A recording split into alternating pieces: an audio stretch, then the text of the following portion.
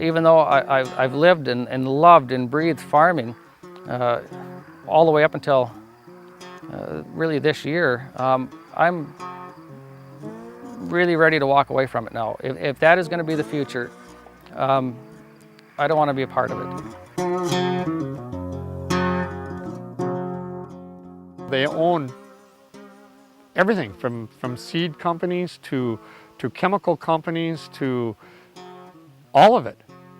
And they have, you know, and they're looking to get control of the farm guys. And they get control of the farm guys, and then pretty much we're just serfs out here working on the land. Basically, we've lost the guaranteed right that we have always had to save our seed from year to year. I feel so strongly about the right of farmers to be able to use their own seed. And when I look back, my grandparents left their homeland in Europe and came to the United States and Canada to have a new life, to be free, to use the seeds and do what they want. And I never ever want to have that right taken away. The whole world is against what's happening here, and our government is sticking up for these corporations.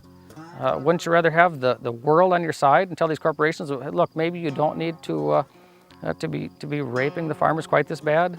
You know, you're already one of the most powerful economic entities in the world. When is enough? Is enough enough?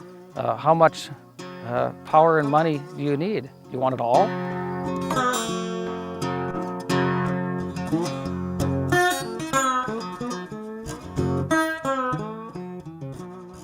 The effect of being shut out of the European market is directly attributable to the fact that we don't know where GMO is in this province anymore. It pollinates very easily, and as a result, there is nobody who can say with certainty that they don't have any GMO canola on their farms. Our organic market right now is largely to the Europe, and of course Europe, and rightfully so, is zero tolerance on genetically modified wheat or anything GMO. It will only be a matter of time before we will lose that market. We've heard from consumers in Japan, our main export market for wheat, and in the European countries, that they do not want genetically modified wheat, will not buy it from us, and will not even buy any wheat from North Dakota if they know that there is genetically modified wheat grown anywhere in the state. Economically, it's a disaster for North Dakota, and it would be a total wipeout of our export. Roundup Ready wheat, if it's introduced, is going to be a very serious marketing problem. All our sales now have been cut off to Europe. Many countries of the world will not buy our canola. So why should I be penalized because my neighbor grew GMO canola? We raise these crops to sell to foreign nations. They will not accept GMO. What do we do now when they've contaminated our entire soybean industry?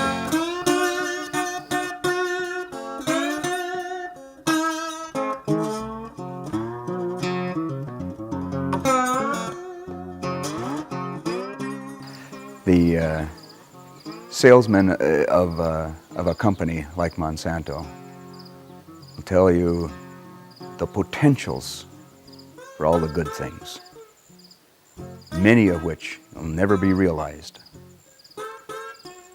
Never tell you what the downsides are, most of which will be realized. Our neighbors that have Roundup Ready soybeans this year, their fields look pitiful. They're full of weeds. I'd be willing to bet whatever kind of wager you want to put down on the fields that we just looked at, that my conventional beans will out-yield the Roundup Ready soybeans by quite a margin. You may be using a cheaper chemical this year, but next year you're going to have to use a more expensive one to get rid of those Roundup resistant plants. In 4 years, we found that it putting a gene in doesn't make it more nutritious. It wasn't a bigger yielder. In fact, in many cases, it was poorer quality and less. And most of all, farmers tell me now they are using from 6 to 10 times more chemical to try and get rid of it because now it has become a superweed. We re-raised some when they first came out. We were excited about the new technology, not realizing at that time the pitfalls of it, that foreign countries might not buy it. It hasn't been tested enough to find out if it's really harmful, and not realizing that the cross-pollination would cause this kind of problem.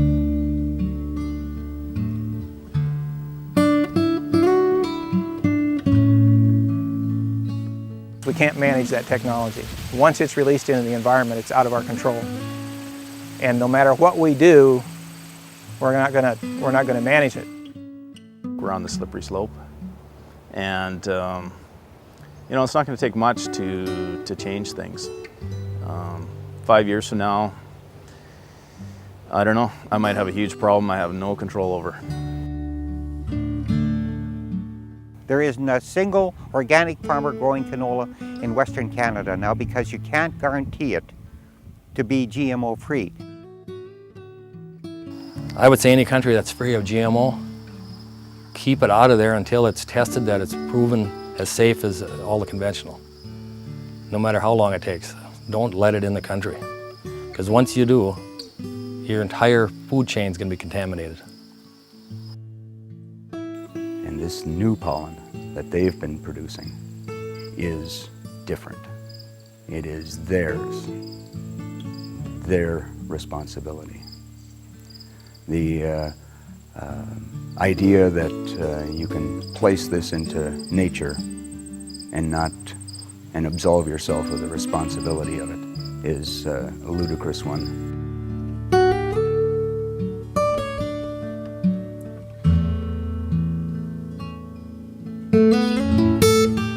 Let's go slow.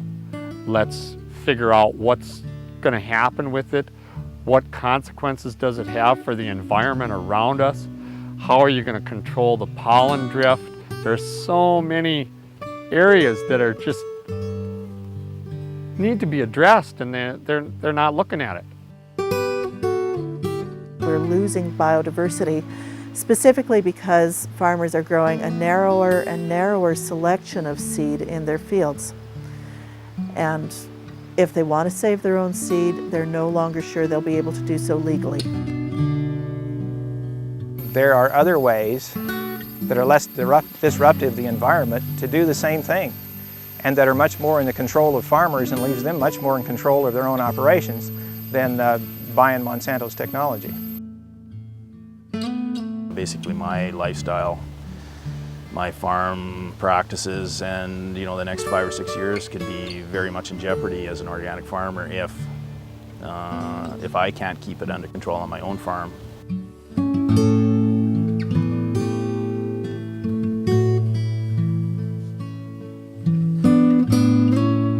You are not only threatening your own security, you are threatening the security of your neighbors. You're endangering other people in your community if you decide to grow this particular plant. Never ever sign a document, any paper, that gives them the right to take the life-giving form away from you. Seeds of life are so important. Never give up that freedom. I would urge other farmers anywhere to really think before they get into growing a genetically modified crop. Really think about where your market is, about what it's going to do to your soil, about what it's going to do to your neighbor's crops, about what it's going to do to your ability to save seed.